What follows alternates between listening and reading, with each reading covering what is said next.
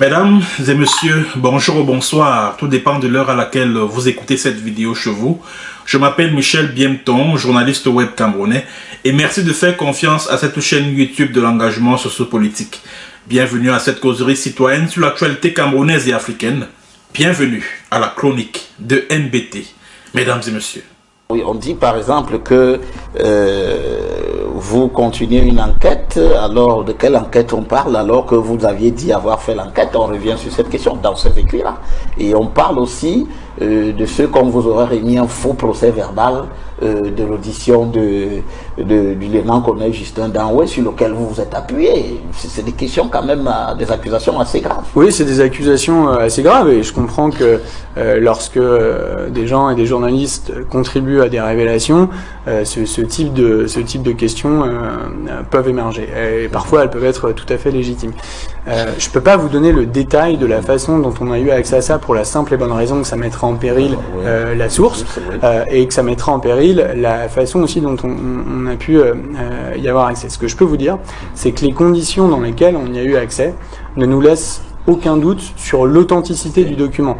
Il faut distinguer l'authenticité du document qu'on a pu consulter, pas obtenir physiquement mais consulter, et qui est parfaitement authentique selon nous, de la véracité des propos qui sont tenus. C'est la version de Monsieur Danoué qu'on a consulté. Est-ce que les choses se sont exactement passées de la sorte? Ben ça, il faut que ce soit confronté aux autres éléments. Il se trouve quasiment maintenant plus de 2 mois après ces révélations et 3 mois après la disparition tragique et le meurtre de Martinez-Zogo, que les éléments supplémentaires que l'on a accumulés jusqu'à présent, et dont certains sont d'ailleurs pas encore publics, ont tendance à corroborer et conforter la version de Monsieur Danoué sur la façon dont les choses se sont déroulées.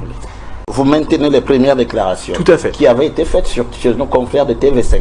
Vous les maintenez? On les maintient totalement, on les maintient d'autant plus que lorsqu'on a eu accès à cette déposition, on s'en est fait l'écho parce que ça nous semblait être une information d'intérêt public. Quand vous avez le leader d'un commando qui, sur la base des preuves qui lui sont présentées, dont on ne connaît pas d'ailleurs toutes ces preuves, avoue un forfait qu'il a commis, donne des noms, donne les circonstances, donne de manière très précise le récit détaillé de la façon dont les choses se sont déroulées. C'est une information qui nous a paru d'intérêt public. Lorsque nous avons publié cette information, lorsque j'ai fait ensuite une intervention à la télévision, il se trouve que 2 jours plus tard, M. Bellinga était arrêté. Donc c'est quand même un acte d'enquête ou un acte qui a été posé par les enquêteurs qui allait dans le sens des révélations et de ce qu'on avait contribué à révéler. Et quelque part, aujourd'hui, les sources avec lesquelles on travaille, et on en a eu de nouvelles d'ailleurs depuis, corroborent ce schéma global. Une opération qui visait vraisemblablement plutôt à torturer ou à intimider Martinez-Zogo, commandité par M. Bellinga, avec ses amis de la DGRE qui ont exécuté... Qui a mal tourné donc finalement? C'est une possibilité. Ça fait partie des zones d'ombre. C'est-à-dire qu'à partir du moment où il est pris par l'équipe qui le suit, va s'enchaîner une opération qui va ressembler évidemment à une opération de torture. Et d'ailleurs, on le voit très bien sur son corps mutilé qui a été retrouvé. Est-ce qu'à un moment, c'est une opération qui a dérapé, ou est-ce qu'à un moment, comme le dit Justin Danoué dans ses déclarations, ordre aurait été passé de l'achever et de finir le travail, pour reprendre les termes qui avaient été utilisés. Le coup de fil également, vous avez cité le ministre de la Justice, Laurent Esso, vous dites, on lui a passé un coup de fil, ça vous le lisez dans le procès verbal d'audition. C'est exactement ce qui est dit par M. Danoué dans son procès verbal. C'est une information qui nous a été confirmées par d'autres sources auxquelles on a eu accès. Il y a même des sources qui sont je dirais, sans nous donner des éléments plus probants, moins prudentes que ça dans le côté affirmatif de l'implication de ce ministre-là. Nous, pour l'instant, on n'a pas d'éléments supplémentaires, donc on en reste à ce qui avait été dit à ce moment-là, mais évidemment, ça fait partie des zones d'ombre à éclaircir. Je discutais cette semaine avec une de nos sources qui disait très clairement pour lui qu'il y avait bien 2 commanditaires. Il n'a pas nommé le deuxième, sans doute parce qu'il y a aussi beaucoup de peur dans ce dossier. Mais enfin, pour lui, il est très clair qu'il y a une partie qui concerne la torture et il y a une partie qui concerne l'exécution, et que ça, selon en tout cas lui et son interprétation du dossier, il s'agit bien de 2 personnes différentes. Alors, si j'ai choisi de jouer une fois encore cet extrait de l'émission Entretien sur Equinox Télévision, Entretien qui recevait tout récemment le responsable en charge des investigations à Reporters sans frontières, Arnaud Froger, journaliste français, c'est à cause de ce document que vous voyez à l'image là. Il s'agit d'une plainte déposée au tribunal de première instance de Yaoundé Centre Administratif par Jean-Claude Chanda Ntome. Il est président de la Commission internationale contre la corruption et la discrimination, des thèmes qui semblent ne plus véritablement le préoccuper. Il est également président du mouvement populaire pour le dialogue et la réconciliation. Il a donc déposé une plainte qui a été réceptionnée ce 24 avril 2023 par le parquet d'instance, c'est-à-dire que le parquet du tribunal de première instance de Yaoundé. Alors, la plainte se présente ainsi qui suit. Monsieur le procureur de la République, près le tribunal de première instance de Yaoundé Centre Administratif, plainte contre monsieur Arnaud Froger, représentant pour l'Afrique de l'organisation non gouvernementale de droit français dénommée Reporters sans frontières, pour mensonge et dissémination de fausses nouvelles, dénonciation calomnieuse, diffamation, trouble de l'ordre public, incitation à la haine et à la guerre civile, atteinte à l'image et à la crédibilité de la nation camerounaise, incitation implicite à l'émeute, à la sédition et au renversement des institutions. Vraiment de Dieu. Vous entendez? Vous entendez ça? Vous comprenez quelque chose à ça, mesdames et messieurs? Alors, monsieur le procureur de la République, j'ai l'honneur de venir très respectueusement auprès de votre bienveillante autorité judiciaire porter plainte pour la somme de motifs indiqués ci-dessus contre M. Arnaud Froger, représentant pour l'Afrique de l'organisation Reporters sans frontières. En effet, à la suite de la disparition du journaliste Martinez Zogo, il a découvert quelques jours plus tard d'un corps sauvagement mutilé que le 17 janvier... Attendez, hein, il y a quelque chose qui ne tourne pas rond ici. En effet, à la suite de la disparition du journaliste Martinez Zogo et la découverte quelques jours plus tard d'un corps sauvagement mutilé que le 17 janvier 2023, ce monsieur de nationalité française s'est répandu sur les ondes des médias internationaux en déclaration sans aucun fondement sérieux, comme il l'a reconnu lui-même à son arrivée au Cameroun. Monsieur Froger a manifestement et volontairement opéré une intrusion curieuse dans la conduite des enquêtes en cours, en prétextant avoir eu accès au procès verbal des auditions. Il a ensuite usé de cette prétention pour formuler des accusations très graves qui ont troublé l'ordre public, porté atteinte à l'image et au crédit de notre pays, en même temps qu'elles ont instrumentalisé la division, la haine, ainsi que les instincts de justice populaire. C'est pourquoi j'ai l'initiative de la présente plainte en vous remerciant d'avance pour votre prompte et diligente mise en branle de la machine judiciaire. À ce propos, je signale pour votre intelligence que toutes les premières déclarations de ce monsieur ont été subrepticement supprimées des archives des médias mondiaux. Vraiment. Vraiment, écoutez-moi les choses. Veuillez agréer, monsieur le procureur, l'expression de ma fraternelle considération. Et j'aimerais rappeler à Chandan Tomé que si j'ai décidé de rejouer cet extrait de l'émission Entretien sur Equinox Télévision qui avait pour invité Arnaud Froger, c'est tout simplement pour lui rappeler que Arnaud Froger n'a jamais retiré une seule virgule de ce qu'il a dit dans les 2 rapports qu'il a eu à produire pour le compte de Reporters sans frontières. Il n'a jamais rien retiré de ce qu'il a dit. Et il l'a dit, vous avez vous-même suivi au cours de l'émission, il a dit que je maintiens ce que j'ai dit dès le départ, que je ne me suis jamais dédié, c'est ce qu'il a dit à Equinox Télévision. Mais moi je ne comprends pas, que devient même ce monsieur qu'on appelle Chandan Tomé? Moi je ne le comprends plus. Hein. Je ne le comprends plus. C'est-à-dire, il s'est mis au service de ces causes qui, moi, me dépassent. Au départ, on l'a vu défendre des causes vraiment justes. Le cas de Vanessa Tchatcho, dont le bébé a été volé dans un hôpital à Yaoundé. On l'a vu également aux côtés de Yves Michel Fotso, qui était victime d'une injustice. Yves Michel Fotso, c'est un homme d'affaires et puis l'ancien directeur général de la Cameroun Airlines, qui est devenu Camerco aujourd'hui.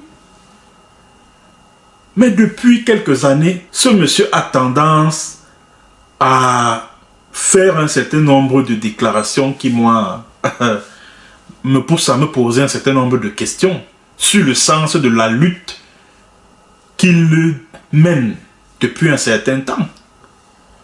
Je me rappelle, quand j'étais à Ouagadougou, au Burkina Faso, je suis le seul journaliste à avoir eu l'exclusivité de tout ce qui s'était passé à Kumba le 24 octobre 2020.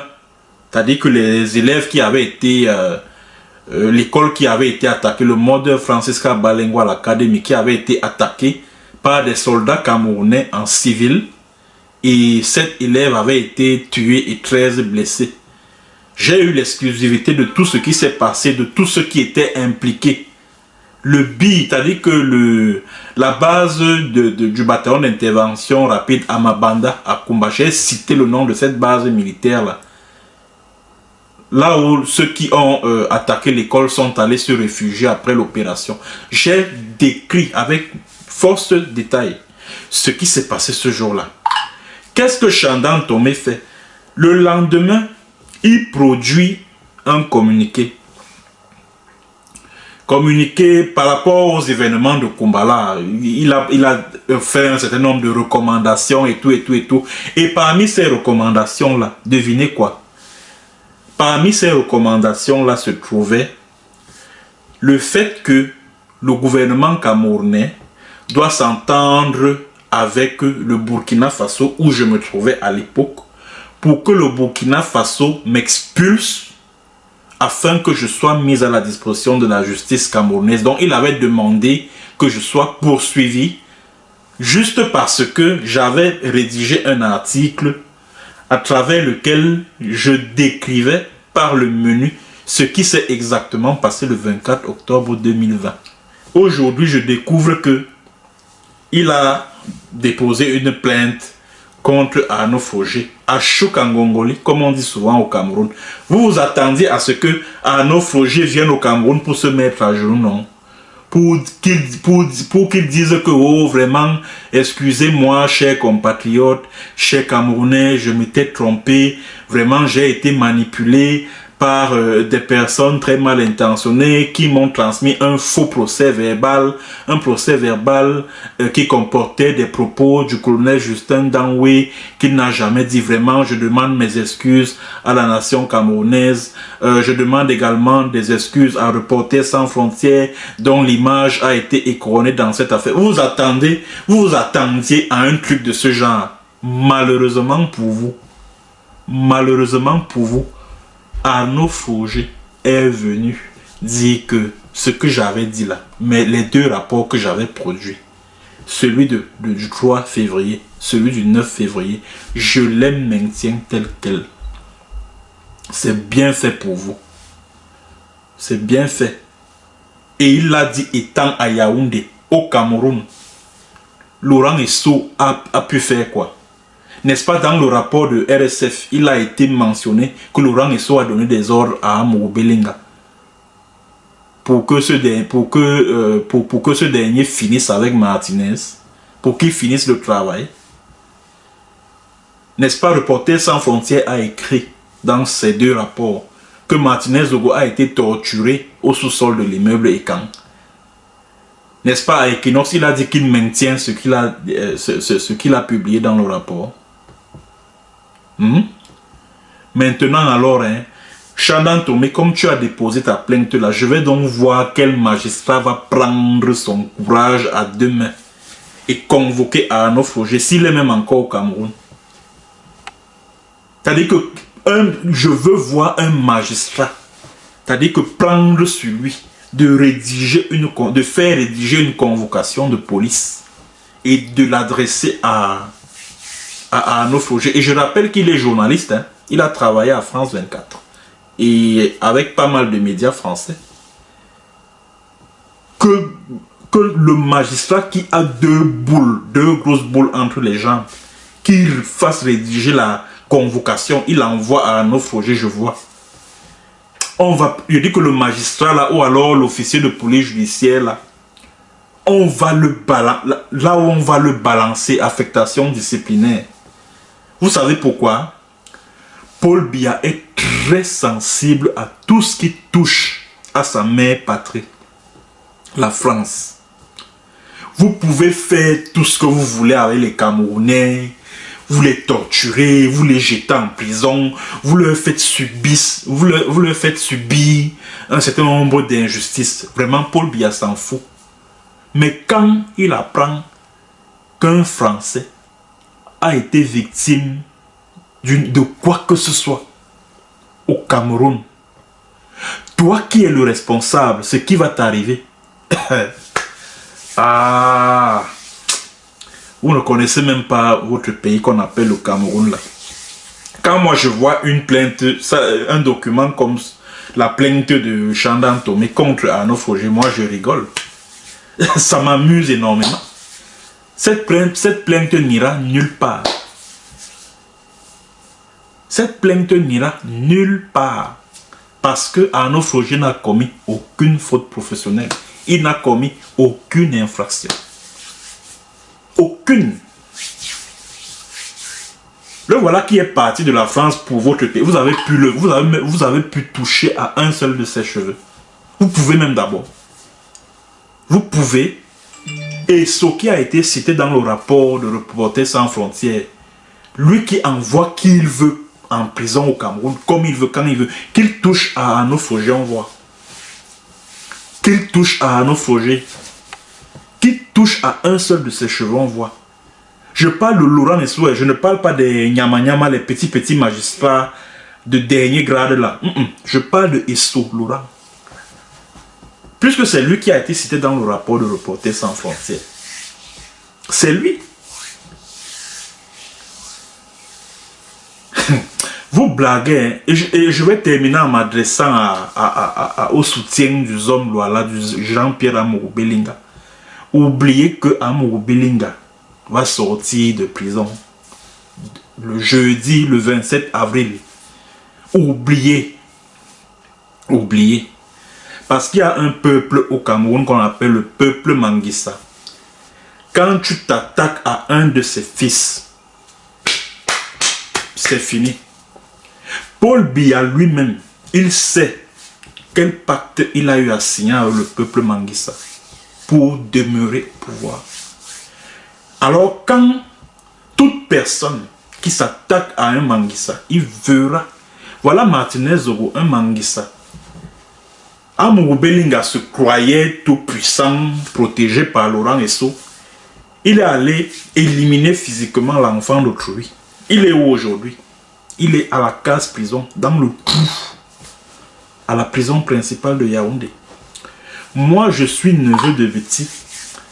Le salopard, le bandit qui dirige la sécurité militaire, Bankui, Aimé, le colonel Bankui. Il m'a pris en 2018, il m'a jeté en prison. Aujourd'hui, qu'est-ce qu'il devient? C'est parce que j'ai bousillé sa carrière. Je suis neveu de Manguissa. Encore plus. Et vous savez ce que représente un neveu dans la tradition des Beti? Il m'a pris, m'a jeté en prison. J'ai dit, mon ami, je vais te rentrer dedans. Et quand je vais te rentrer dedans là, ce sera la fin de ta carrière. Aujourd'hui, que devient Bankui? Il est à la porte de sortie. Il ne représente plus grand-chose, si ce n'est même rien. Au sein du sérail camerounais, il ne représente plus rien. Parce que j'ai réussi à bousiller sa carrière. Donc vous pouvez blaguer avec tout le monde, mais quand vous tombez sur un Manguissa, faites attention. Faites très attention. Les gars. Faites très attention. C'était donc ce que j'avais à dire concernant la fameuse plainte de Jean-Claude Chandan-Tomé contre Arnaud Froger. Merci de partager massivement la vidéo. Merci surtout de vous abonner à ma chaîne YouTube de l'engagement sociopolitique. À très bientôt pour une autre séance et sur un autre thème. Bonjour, bonsoir.